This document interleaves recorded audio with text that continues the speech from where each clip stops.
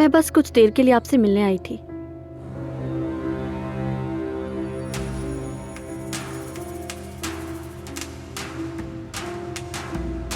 अदनान ने हादसे के जिम्मेदार को ढूंढने के सिवा और कुछ नहीं किया, और वो मेरा बेचारा बच्चा तो गुमशुदा रूह बन गया है। मेरी औलाद का क्या कसूर था?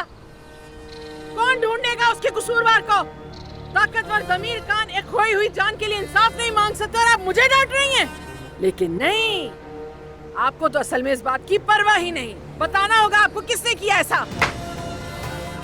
बात सुनो मेरी हुरिया बेगम, मैंने कुछ नहीं कहा क्योंकि तुम गम में डूबी हुई थी, लेकिन अब तुम मेरा सब्र मत आजमाओ। अच्छा, तो मैं सब्र आजमा रही हूँ आपका? तो फिर आप साफ और खुलकर क्यों नहीं कहती? क्यों तफ्तीश अगर हुई तो वो आपके लिए अच्छी नहीं होगी? और आपको इस बात का भी डर है कि सच्चाई सबके सामने ना आ जाए।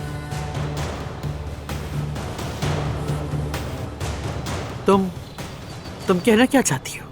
मैं क्या कहना चाहती हूँ? जो कहना था कह दिया, और क्या कह सकती हूँ? तुम्हारी तबीयत तो ठीक है ना बेटा?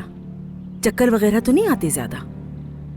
जाहिर है तुम्हें प्रेशर दिया जाएगा तो तुम्हारे और बच्चे दोनों के लिए मसला होगा।